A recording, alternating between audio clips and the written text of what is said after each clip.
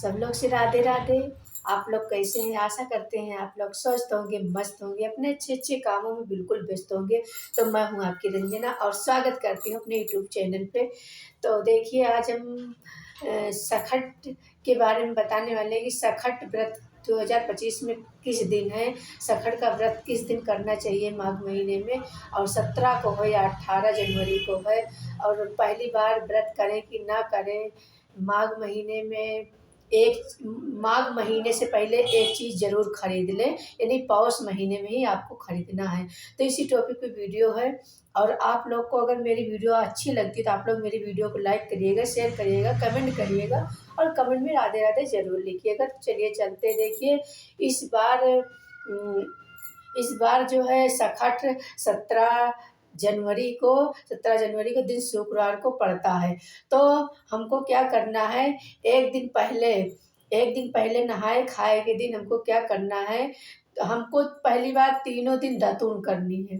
अगर नया ब्रश मान लो आप 3 दिन कहाँ नया ब्रश खरीदेंगे, तो हमको दातून करनी है। तो आप नहाए खाए के दिन आप चने का साग बनाइए, नहीं सरसों का साग बनाइए, नहीं पालक का, कोई चीज़ का साग बनाइए और रोटी, पालक का साग हो या सरसों का, किसी भी चीज़ का साग और रोटी आप नहाए खाए के दिन खा सकते हैं। और एक दिन पहले से ही आपको लहसुन प्याज का नहीं खाना चाहिए, लहसुन प्याज त्याग देना चाहिए। एक दिन पहले आपको लहसुन प्याज नहीं खाना। उसके बाद में हमको शाम को अपना साग रोटी खा के उसके बाद में हमको सो जाना है। सुबह हमको ब्रह्म मुहूर्त में ही आप लोग इसमें जल्दी उठना है। इस व्रत को आप उठने के बाद आप पहले नहा अपने घर की साफ़ सफाई करिए, अच्छे से अपने घर की पूरी साफ़ सफाई करिए। घर में अगर पोछा लायक है तो आप घर में पोछा लगा दीजिए, और नहीं पोछा लायक तो धुलने लायक है तो आप धुल दीजिए, और लीपने लायक है तो आप जैसे आपकी व्यवस्था है आप लीप सकते हैं।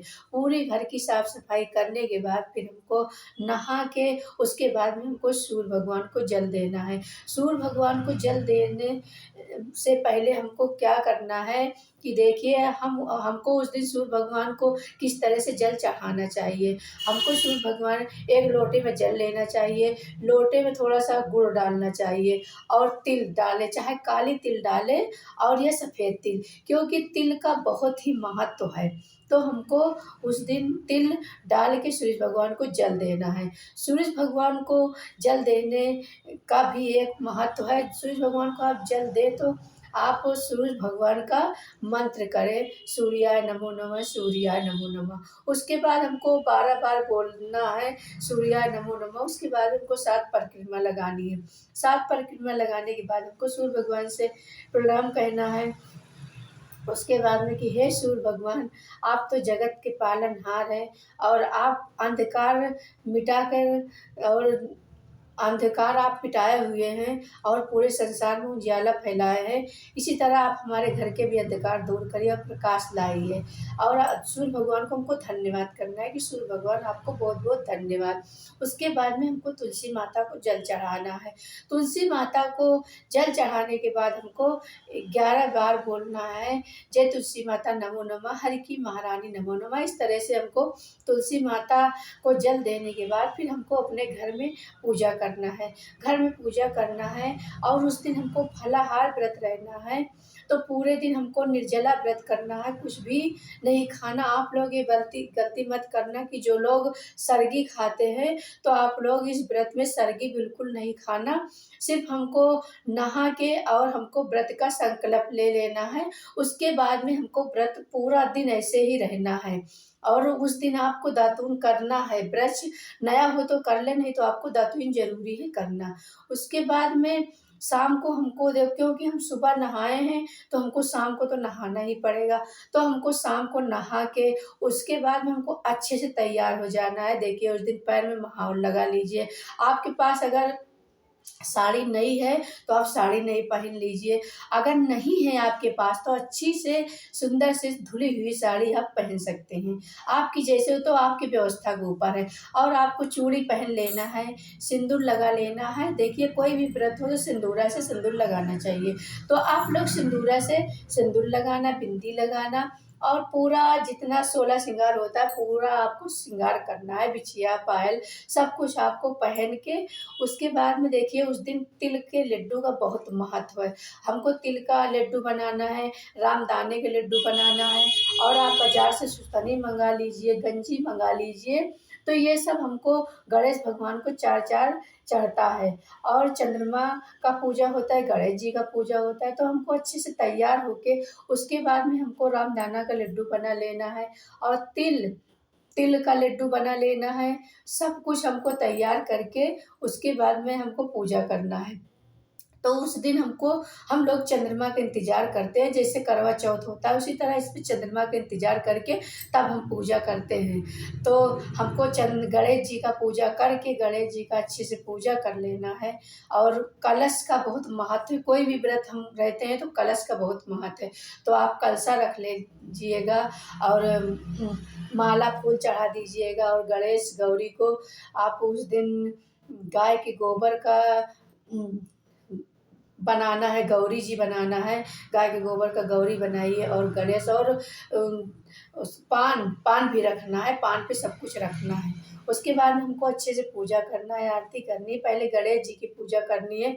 और जिसके पास मान लो सब पूजा करनी है, जिसके पास बेटा है, क्योंकि ये संतान का ही व्रत है, तो आप लोग व्रत करें। जिसके पास संतान है वो व्रत करता है, और जो लोग पहली बार ये व्रत रह रहे हैं तो वो पहली बार व्रत रह सकते हैं, कोई भी दिक्कत नहीं है, आप रह सकते हैं पहली बार आप व्रत अच्छे से करिए। और मान लो जैसे मासिक धर्म में है तो आपको पूजा नहीं करनी, आप व्रत लगा के रह सकते हैं, ऐसे ही कुछ खाएँ पिएँ ना, और जब पूजा हो जाए तो उस समय आप व्रत तोड़ सकती हैं। तो इस तरह से आपको इस सखड़ का पूजा करना है। जिसके संतान है वही रहेगा, और जिसकी संतान नहीं है वो व्रत नहीं रह सकता। तो उसके बाद में हमको दूसरे दिन क्या करना है, और इसमें तिल का बहुत ही महत्व है। जब आप चंद्रमा को जब अर्घ दीजिएगा तो उसमें भी आप तिल डाल लीजिए, चाहे काला तिल डालें और या सफ़ेद तिल डालें, लेकिन तिल आपको डालना है। और उसके बाद में गुड़ डाल के तब हम चंद्रमा को हम अर्घ दे सकते हैं। जब उसके बाद में चंद्रमा के अर्घ देने के बाद तभी हमको व्रत तोड़ना है, और व्रत में फलाहार ही हमको रहना है। आप फल चढ़ा सकते हैं, अमरूद चढ़ा सकते हैं, और बैर चढ़ा सकते हैं, सेब चढ़ा सकते हैं, केला चढ़ा सकते हैं। उस दिन क्या होता है कि गणेश जी को दुर्वा चढ़ता है, लेकिन गणेश जी को तुलसी पत्ती नहीं चढ़ाना। गणेश जी को तुलसी की पत्ती नहीं चढ़ती, तो आप लोग तुलसी की पत्ती गलती मत करना, और नहीं चढ़ाना। तो हर चीज़ 4-4 चढ़ाना है, जैसे उसमें होता है करवा में, इसी तरह ये पूजा होती है। तो आपको ऐसे ही निर्जला ये व्रत रखना है। उसके बाद में दूसरे दिन भी हमको दातून करनी है। पारण के दिन हमको नहाए-खाए देखिए नहाए-खाए 16 जनवरी दिन बृहस्पतिवार को पड़ता है और करना है। उसके बाद में 17 जनवरी को हमको शुक्रवार को व्रत रहना है। 18 जनवरी दिन पारण 18 जनवरी दिन शनिवार को करना है। पारण 18 जनवरी दिन शनिवार को। और देखिए उस दिन हमको हमको तिल एक चीज़ ज़रूर खरीदी, तो तिल आपको पौष महीने में यानी खर मास में तिल हमको खरीद कर रख लेना है, क्योंकि हमको उसमें माघ महीने में हमको नहीं खरीदना। माघ महीने में आप लोग तिल नहीं खरीदना, और पौष महीने में पहले ही आप खरीद कर रख लीजिए काला तिल। और ये तिल माघ महीने में तिल का बहुत ही महत्व है। आप तिल का दान करिए, और इसमें माघ महीने में स्नान दान का बहुत महत्व है। तो आप लोग उस दिन ब्रह्म मुहूर्त में उठिए, बिना बोले स्नान करिए, और बिना बोले ही व्रत का संकल्प लेके तब आप पूरा दिन व्रत रहिए। फिर बोलिए, लेकिन आप व्रत का संकल्प लेकर तभी बोलें।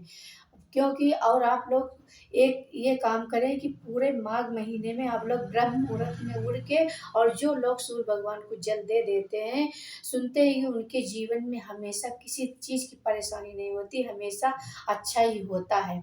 तो आप लोग ये गलती मत करना, आप लोग बिना बोले ही सूर्य भगवान को जल चढ़ाना। तो ये क्लियर हो गया। और कि इस दिन क्या पड़ता है इस बार, इस बार समझो सकर क्या पड़ता है, सखट की 17 जनवरी दिन शुक्रवार को पड़ता है। तो ये गलती आप लोग मत करना, और तिल पहले से ही खरीद के रख लेना, और आप लोग दान ज़रूर करना। और जितना जैसे आप दान करते हैं, तो आपके यहाँ चावल है, चावल रखा है, आटा रखा है, दाल रखी है, आपके किचन में जो कुछ रखा है, आप उसमें थोड़ा-सा तिल मिला लीजिए, और उसमें आप चावल डालेंगे तो भी तिल खाएँगे। उसके बाद में आपको दान करना है, दान करके फिर तिल उसमें जाएगा।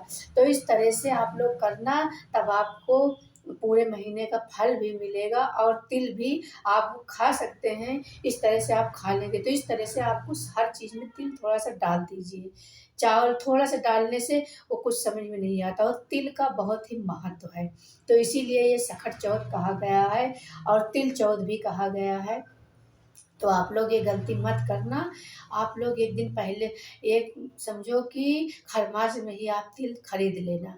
इसलिए हम पहले वीडियो डाले हैं, खरमास में खरीद लेना, और पूजा पाठ अच्छे से करिए, व्रत का संकल्प अच्छे से लीजिए। और तुलसी, गणेश जी को तुलसी मत चढ़ाना, क्योंकि गणेश जी को तुलसी नहीं चढ़ता। गणेश जी को आप यही सब रामदाने का लड्डू और सुथनी, गंजी, यही सब। और शाम को जब आपको व्रत तोड़ने के बाद भी आपको रामदाने के लड्डू खाना है, तिल का लड्डू खाना है, और गंजी खानी है, सुथनी खानी है, फल खाना है, यही सब आपको खाना है, फलाहार रहना है। उस दिन क्या करें, आपको चंद्रमा में मान लो जल चढ़ाने के लिए आपको क्या करना है कि आप गाय का दूध मंगा लीजिए। गाय के दूध में आप गुड़ डालिए। अगर आप नहीं मिलता तब हम सादे जल को बताए हैं, नहीं तो आप गाय का दूध में गुड़ डालिए, तिल डालिए, तब आप चंद्रमा को अर्घ दीजिए। तो देखिए, मेरी वीडियो यहीं तक है, और फिर मिलते हैं किसी अच्छी वीडियो के साथ। तब तक के लिए राधे राधे। मेरी वीडियो अच्छी लगती है तो आप लोग लाइक करिएगा, शेयर करिएगा, कमेंट करिएगा, कमेंट में राधे राधे ज़रूर लिखिएगा। फिर मिलते हैं किसी अच्छी वीडियो के साथ, तब तक के लिए राधे राधे।